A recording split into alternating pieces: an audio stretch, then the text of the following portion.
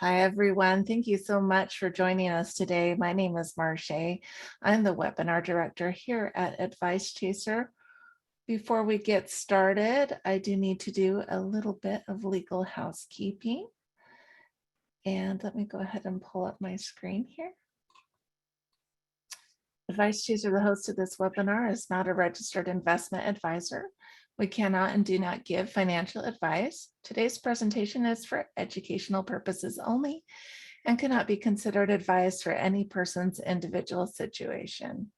Advice Chaser regularly hosts informative webinars, such as this one, featuring a variety of knowledgeable professionals, many of whom are licensed advisors. Any opinions, ideas, jokes, or principles expressed by presenters are their own, and however true, funny, or interesting are not endorsed by Advice Chaser. Please do not act on the information you hear today without consulting a qualified financial professional. Well, we're thrilled to bring you today's educational presentation. Attendees are muted, but we do encourage you to ask questions using the chat box.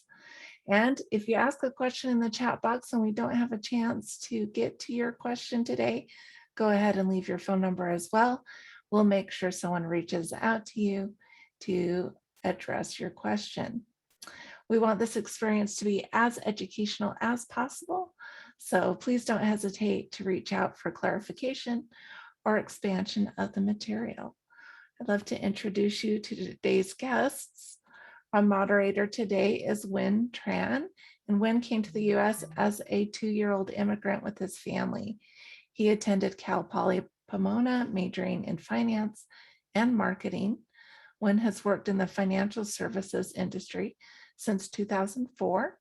To better service clients, he started Win Wealth Solutions in 2016 as an independent financial planning firm that partners up with some of the best solutions providers across multiple industries. His team covers a broad range of financial planning and helps clients take care of what's most important so they can spend more time doing the things they love. And Win, why don't you go ahead and say hello so we can see your face on the screen? Hello, everyone. Nice to meet you. We're glad to have you here to moderate. Our presenter today is Jamie Gonzalez. Jamie is a Medicare specialist who's worked with over 1,000 Medicare beneficiaries. He began his journey in the insurance industry in 2003 and founded Sterling Financial by 2011. Jamie lives and works primarily in Los Angeles, but serves clients across the US and holds multiple licenses in different states. He and his team have a passion for helping their clients obtain the best healthcare possible through their retirement years. And this is the second time we've had Jamie back. And I want to thank him for sharing his expertise with us, and want to also direct viewers, if you have not seen our webinar entitled just Medicare, that's another resource for you that might answer questions that we may not be able to get to in depth today. So Jamie, I'm going to go ahead and turn the time over to you, and we're excited to hear what you have to say. Hi, welcome everyone for coming. I'm very excited to be here and to talk about the subject. Medicare is a very vast area, and it changes a little bit every year. So it's good to stay on top of things. The very first part of learning Medicare are its parts. Part A is the hospital coverage. When a person on Medicare goes to the hospital, it's the Part A that provides those services and that takes on that coverage. Part B is the medical coverage, which is a little vague, but specifically it means your doctor and your specialist visits. And Part C is also known as Advantage.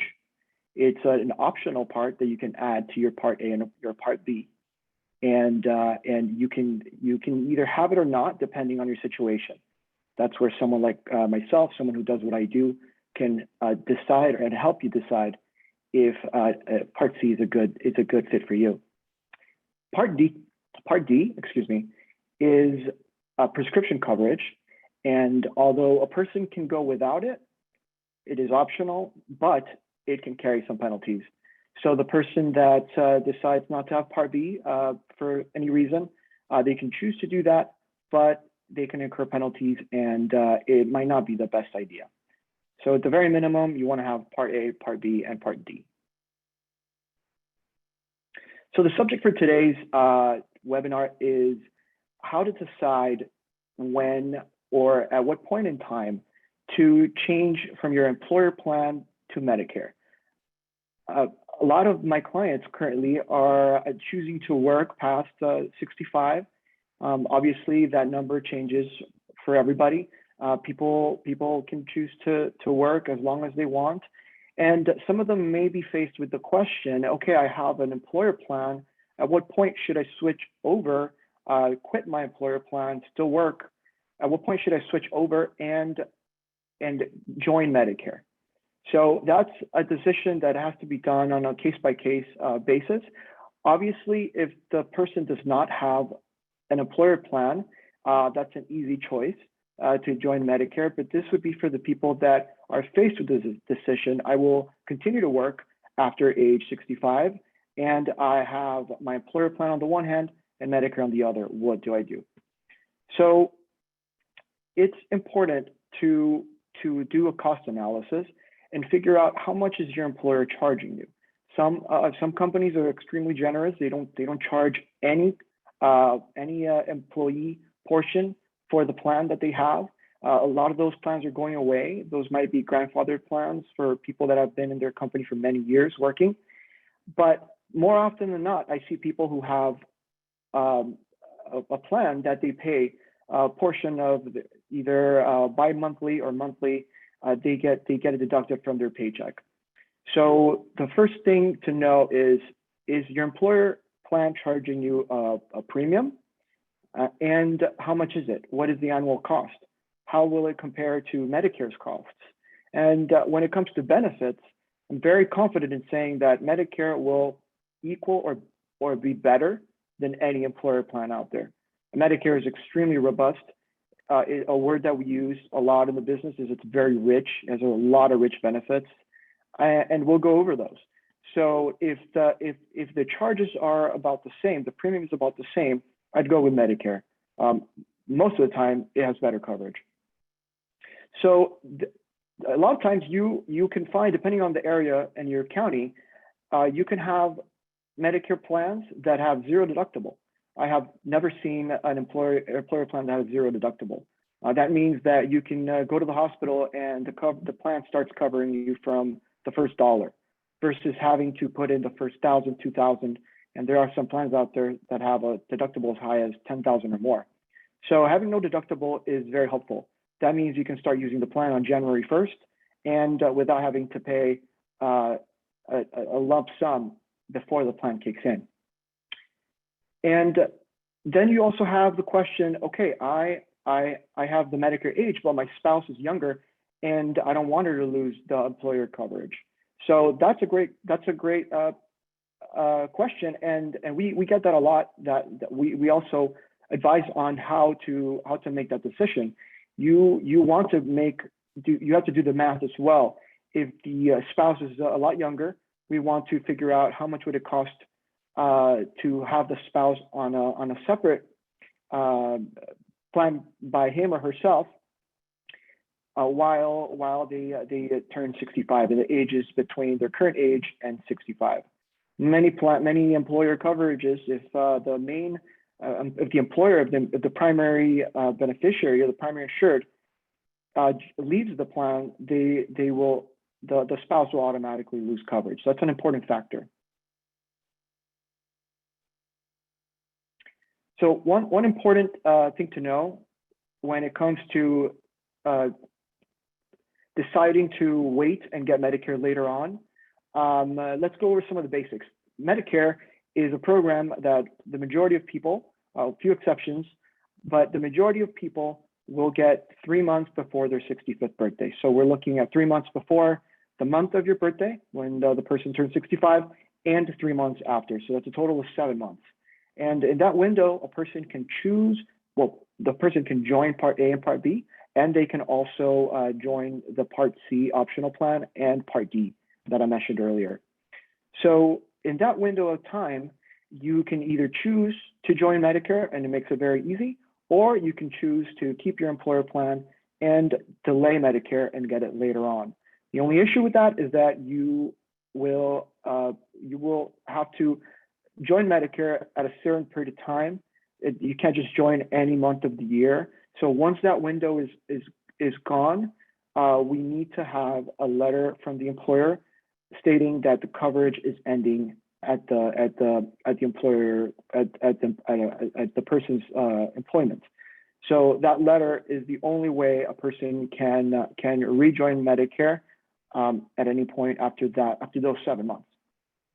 There is for the people who do not have an excuse and they decide to delay Medicare for a year or two or however long they choose, there will be something called an LEP. That's a late enrollment penalty. And that is something you want to avoid because unfortunately that penalty is for life. And I've met a lot of people that get very frustrated, a lot of people that have come to me with this penalty already assessed. And unfortunately, at that point in time, the penalty's already been assessed and I can't reverse it. There's nothing we can do to change that. So it's very important to know that in order to avoid a late enrollment penalty, we want to join Medicare with either within the 7-month window or with a letter stating that the employer coverage has ended. Otherwise, the person will get a late enrollment penalty, and it's substantial. It'll be a 10% increase in costs of Medicare for life per year. So a person that delays 1 year will have a $10 penalty for life. A person who delays 2 years, 20, 5 years, 50, 10 years, 100% increase. So it's important to keep that in mind. It's important to factor that in.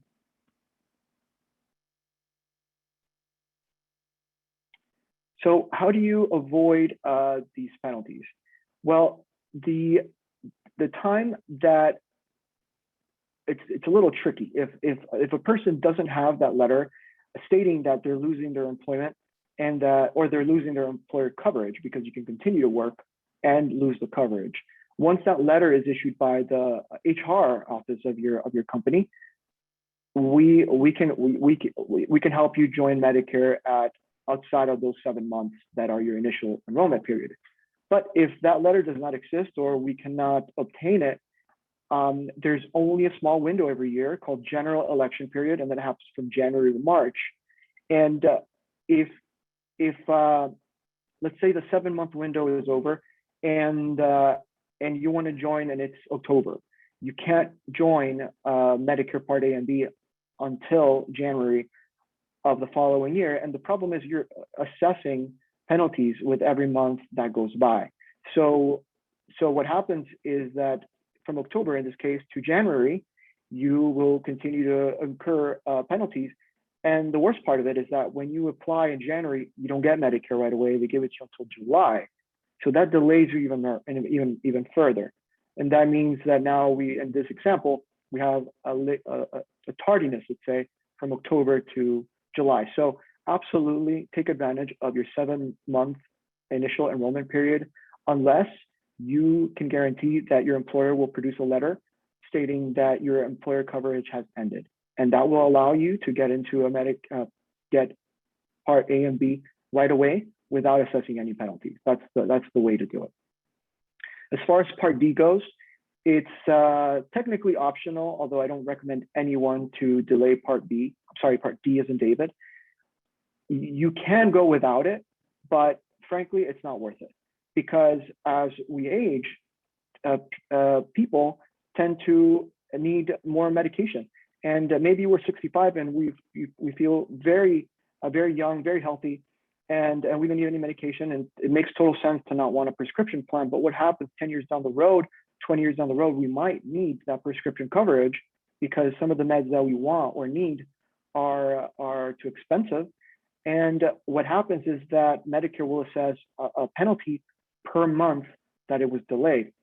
So that's something we want to avoid. It's a 1% currently this year. It's 1% of, this one is a smaller penalty than Part B penalty. It's 1% of the national base beneficiary premium, which is a number that Medicare publishes every year. Currently, it's $33.06 per month. So every month that it is delayed, you get a 1% of that amount penalty per month.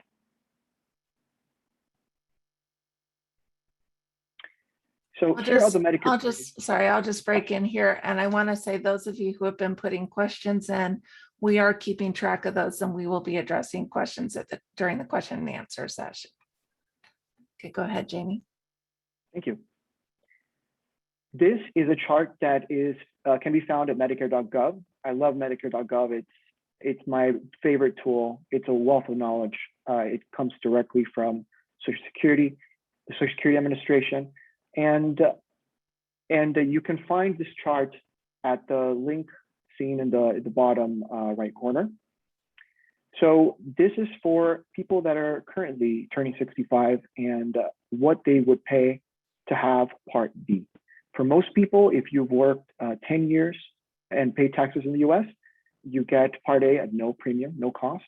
Part B has a premium of $148 per month currently, depending on your income bracket, and it can go as high as $500. So I see a lot of people paying $148. That's very typical. But of course, high income earners, they pay more. They pay much more, double or triple what the lowest bracket is.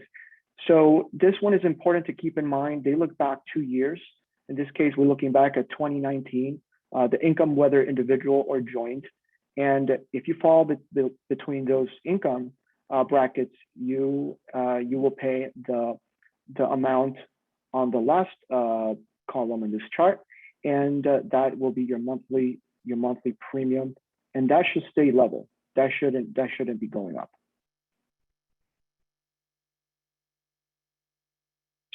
Other considerations would a supplement plan. If you've heard of a Medicare supplement, they're very popular.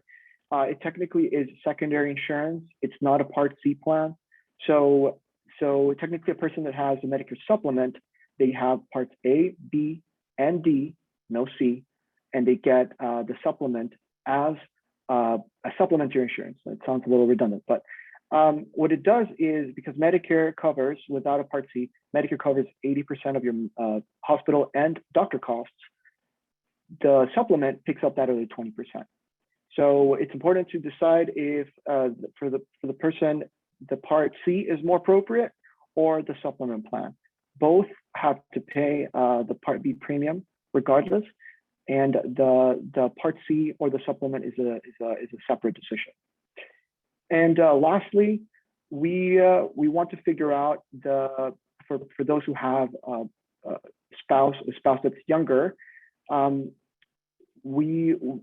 a person that does what I do can help you figure out what the cost would be from the point the older spouse joins Medicare until the younger spouse joins Medicare, and that would be a strictly financial decision, and that's something that we can that at our firm we do, and anyone that does what I do can help you do as well. Okay. Looks like there's time from questions when I know we've been gathering those. And then I would like to encourage our participants, go ahead and put your questions in the chat so we can go ahead and address them during our Q&A section. When I believe you're still on mute. Okay, sorry about that. I was unmuting myself there. One of the first questions, Jamie, is when you enroll at 65, is there a waiting period or does your coverage immediately start there? That's a great question. When you, let's say you receive, so just to start, Medicare Part A and B, for people that are collecting Social Security, many of you might know that you can choose when to start collecting Social Security. When you collect Social Security, Medicare automatically enrolls you, and you will receive your Part A and Part B in the mail. For those who are not collecting Social Security, I would assume it is probably a majority of people that want to wait. They have to register with Medicare and make sure their Part A and Part B gets issued. So what happens is, let's say you're 3 months away from your 65th birthday. In this case, you call Social Security. Right now, they're not accepting walk-ins, but in the future, they will probably due to the situation. And you communicate with Medicare. They send you the Part A and Part B in the mail, and that Part A and Part B will have the first day of the month of your birthday. So if the person's birthday is in July, that card will have a July 1st effective date. So you could apply as early as April, but you won't get that effective date until the 1st of July in this example. Okay, and then if they decide to keep the company plan, would they be able to make Medicare the secondary, or in the company plan primary, or how does that work? I don't often recommend having both. I find it wasteful to pay 2 health plans. If the health plan at work has a premium of 0, it might make sense. But you do want to make it secondary. So the employer plan, you want to make it secondary. I'm pretty sure that Medicare always wants to be primary. So if you have Medicare, it will take the front seat, and your employer plan will be secondary. Frankly, I don't know. I don't think having that type of setup will be better than having Medicare alone, because Medicare is so rich and the benefits they offer are so robust that you will find that you're not using your employer plan as much, and you will probably end up dropping it. So it's a case-by-case situation. I might want to get a little more information about why the person would want to do that. Definitely, I think it can. I think it can be done as long as the employer plan is a secondary. Okay, and to follow up with that, would that be the same case with the Part D? Part D is not a secondary. It is a part of your benefit, your Medicare coverage. So if you imagine Medicare being made up of 4 parts, it's not really a first or secondary insurance situation. It's more of a modular program. Imagine it like being Legos. You have 4 Legos stacked on top of each other. They all make up your Medicare coverage. You could be missing one of the parts, but having all parts will basically make your Medicare complete. And can you repeat this just to be clear? What parts of Medicare do you have to partake in to avoid penalties in future? To avoid penalties, you absolutely need to have. You absolutely need to have B, and you need to have D. So Part A, I believe you can do without it, but the problem is you might not want to, because that's hospital coverage. So I don't know anybody that wants to go without hospital coverage unless I mean, most of the time it has no premium. The premium that is paid is on the Part B. So I would absolutely have A, B, and D as in David. C is optional. So absolutely, you should have A, B as in boy, and D as in David. So if one person decides to retire 65 and stay on the employer plans for several years before they sign up, can you repeat what steps need to happen in order to do that with Part A, D, and B? Yes. So a person is turning 65 and they want to keep their employer plan. The first thing I would do is check in with human resources to make sure that the plan they have has something that Medicare calls creditable prescription coverage, meaning that your employer coverage has to have prescription coverage that's just as good as Medicare's. If so, it will be counted as if you have Part D, and you will receive no penalties. Now, if you want to play it super safe, there's a lot of very affordable Part D plans out there. I would just get one. and just if you're gonna probably get Part A automatically because it's free for most people, no cost, because you've paid for it all your working life through your taxes. So Part A, you're gonna get.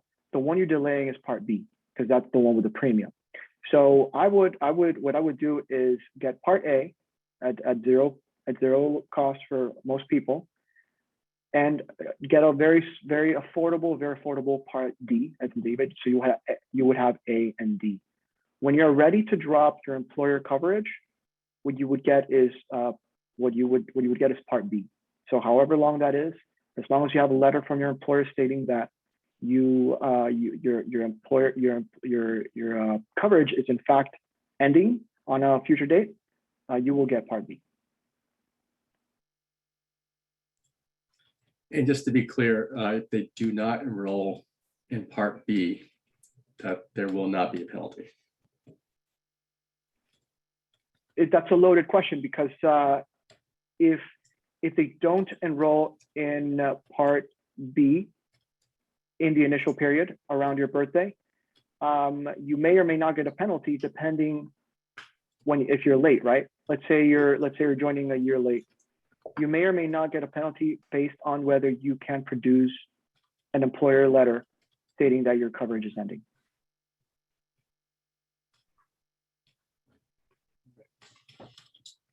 That's essentially the excuse. So if you can provide that excuse that, oh, I'm joining Medicare, you're late because I was still covered by my employer plan, no penalty for that.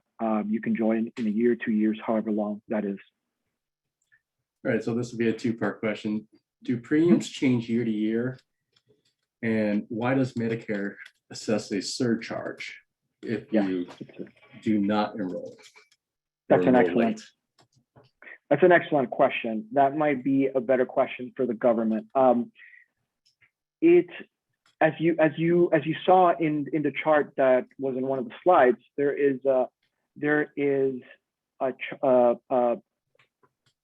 schedule of premiums that a person pays based on income. So let's assume, again, we're assuming this person does not have an employer coverage and cannot produce a letter stating that employment coverage is ending, right? Because those cases will not get a penalty.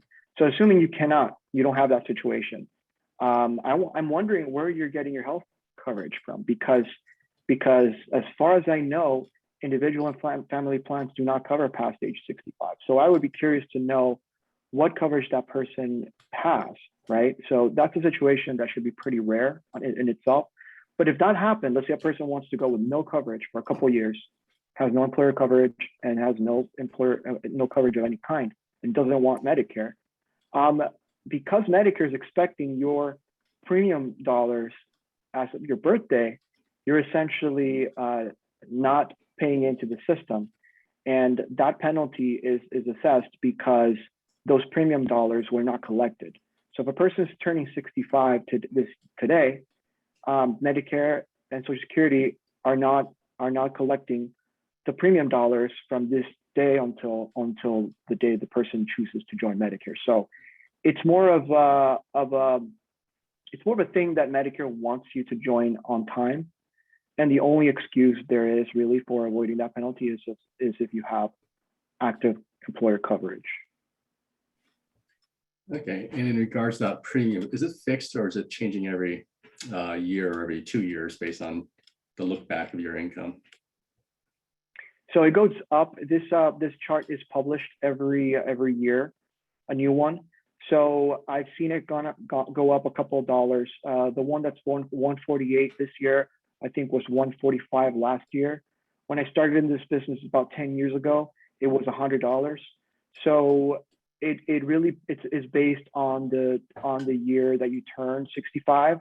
I guess to keep up with inflation, it's going up. But from my experience, I have to figure out the rule. And if you want to know for certain, you can contact the host of this event, and we can get you the exact information. But from what I have seen, the premium stays level. So let's say the premium goes up to $150 next year, but you started Medicare this year, you're going to pay and if you're in the first bracket, you're going to pay 148, not the one from next year. So you get locked into the prices of the year when you join Medicare. Okay. And did you get notified by Medicare via which method, just in case a client moves pretty consistently? Okay, it's an excellent question. Typically by mail. And what I would do is I advise everyone when they're 3 months away from their birthday to place a call to Social Security. That's something I can assist with as well. Since the pandemic started, the Social Security Administration has been publishing their local phone numbers, which has been extremely helpful. In the past, if you called the 1-800 Medicare number, you'd have to spend about an hour or more just to get somebody on the line, and that was very frustrating for most people. So now, if you go to the SSA, Social Security Administration locator, you can put in your zip code, and it'll tell you the office closest to your home, and it will give you the phone number so you can call directly. I've seen calls get picked up within 1 to 15 minutes, so it's much easier. And even if you think you will be getting out of Medicare automatically, I would still place that call just to make sure that the Medicare card is on the way and that the address on file is correct. And could you elaborate more on Part C, its benefits, and the difference between Part C and Advantage plans? Yeah, so another word for Part C is Advantage. So they're interchangeable. If you have an Advantage plan, you have a Part C plan. If you have a supplement plan, you decided not to have a Part C, but you chose a secondary coverage instead. So it really depends on the state and the county you're in, because the first thing you have to see is what carriers are offering Part C in my local county. Most of the Part Cs are HMOs, but I also see a lot of PPOs. They're becoming very popular. It's also important to know that whatever you had before getting Medicare, the HMO system and the PPO system are very different when you join Medicare. So I see a lot of people come in with a lot of concepts about, oh, HMOs are bad, or it would be good to review everything, because things change a lot when you join Medicare, and HMOs might be an option. So it's important to not look at HMOs as if they were the same type of HMOs that we had when we were working or when we had our own private insurance. If the spouse is a few years younger, how does Medicare treat that? Are they able to get coverage, or do we have to wait till 65? They do have to wait till they're 65. So typically, someone that does what I do, an expert in this field, will help you obtain private coverage for the younger spouse. Obviously, we want to know how many years that is from that they're waiting until they're Medicare, but that's something that absolutely can be done. I'm sure there has to be some employer out there that will keep your spouse on the plan if you remove yourself from it. I don't think that's very common, but I don't want to discount that option. I think that would be an ideal situation if the employer lets the primary insured drop while working and just cover the spouse. And if maybe there are younger children that need the coverage also. That's an important consideration. This one might be a little tough here.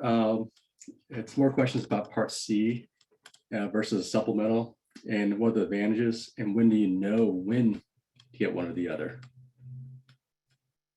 It's really going to come down to costs and benefits. Supplements are more expensive. If a person wants all the bells and whistles and the most complete Medicare coverage you can have, supplement is a good way to do that.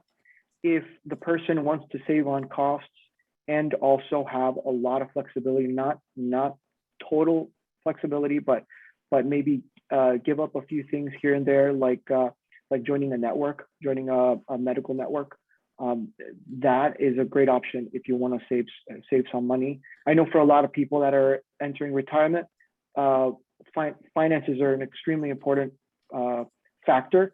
So it really comes down to how much a person is willing to pay and the type of coverage they want. I'll give you an example.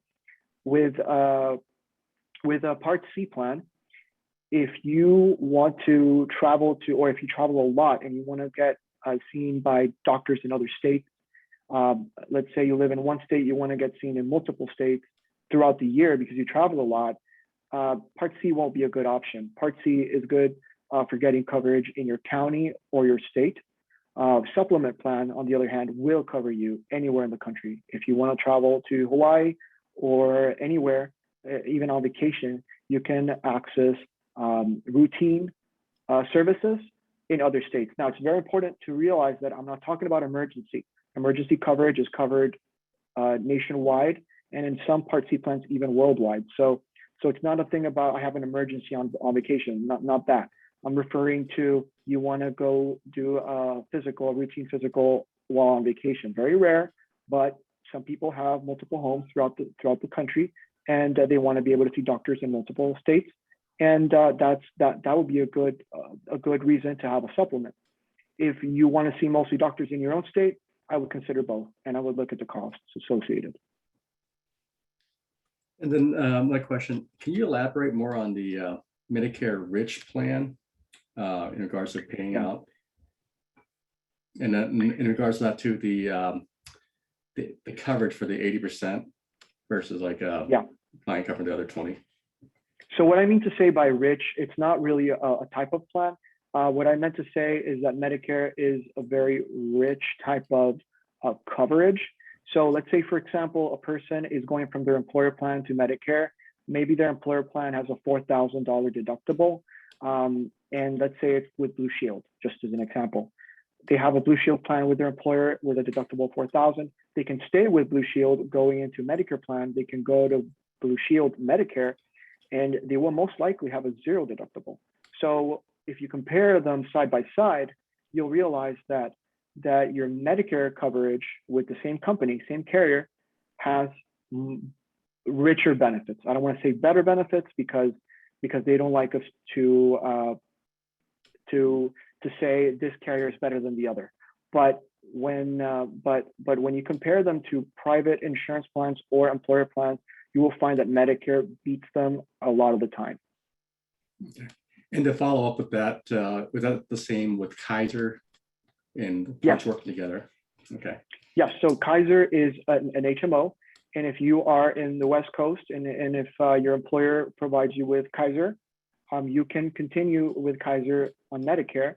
So all you would do is do the same process, get Medicare Parts A and B, and Kaiser will provide your Part C and your Part D. Okay. And how much time is allowed between leaving the employer's plan and getting onto Medicare without getting penalized? I believe it's a month or two, but I would avoid that at all costs because you don't want to be in a situation where you have a gap in coverage. So I wouldn't be worried so much about the penalty. It will be small if it's only a couple months, if any, but because it's 10% increase per year. But I do get a little worried if a person tells me I got dropped from my employer plan last month, and now I want to join Medicare. We have a month with no coverage, and that's very scary to me. I don't want a person that I know going without coverage. So what you want to do is you want to time it correctly. You want to a couple months, probably 3 months in advance. You want to start talking to your employer or start talking to the Social Security office or talk to an expert like me, and they will make it so that your employer coverage and your Medicare will end back to back. So let's say the 31st of December, your employer coverage ends and your Medicare plan starts on the 1st of January. So just don't do that until the very last minute, because I've had situations where people will wait that long and they come to me and there's very little time to work with, and we're trying to rush it, and we can't get that Part A and B to be issued right away. So I would do it a few months before, at least 2 months before. Okay. And then if you're on your spouse's employer plan, is there a penalty for not going to Medicare, or do you need to get the same document before? You do need to get the same document. So I understand that the spouse who has the employer coverage is the younger spouse, correct? Yes. And the older spouse is joining Medicare. Or is It might be a eligible for very, Medicare? yeah, it might be a good choice to go to Medicare personally in that situation. But if the person doesn't want to go to Medicare, I would advise to get HR involved and let them know that at some point in the future you will need that letter stating that you are losing coverage in a month or two, and that Social Security needs to time your Medicare effective date the day after. Okay. And then also in regards to COBRA, that does count as employer coverage if for some reason they want to stay in COBRA for a month or two or 4. I don't see a reason why that would happen. Maybe there is a medical a process going on, a medical condition that's being taken care of, and you don't want to switch carriers. From what I've seen, or you don't want to switch health insurance through that process. From my experience, COBRA is pretty expensive, and joining Medicare will drop costs a lot.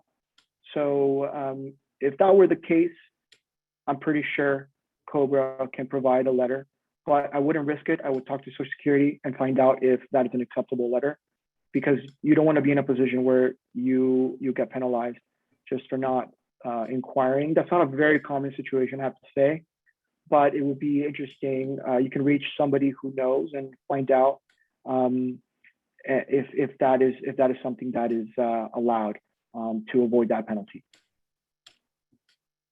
Well, it looks like we're just about out of time for questions. I want to encourage our attendees, if we have not had a chance to answer your question, go ahead and leave your phone number and we'll make sure someone will reach out to you to address that question. Jamie and Wen, thank you again for being here. What an informative discussion we've had today, and I want to thank the organizations that have worked with us to bring you this webinar today. Thank you so much for attending. To our attendees, look for an email soon with a link to the replay of this event, and you're welcome to share that replay with your friends and family. Here at Advice Chaser, we're all about helping you find the right advisor who's a great fit for your life and your financial questions. Our matching service is free to you, and every one of our advisor partners has committed to offer a free initial consultation to anyone we introduce them to. Find out more by going to advicechaser.com and clicking on the link to find an advisor. Once again, from Advice Chaser, thank you so much for coming. Thank you, Jamie and Wen. And we'll see you at another webinar soon. Thank Bye, you. everyone. Bye. Bye.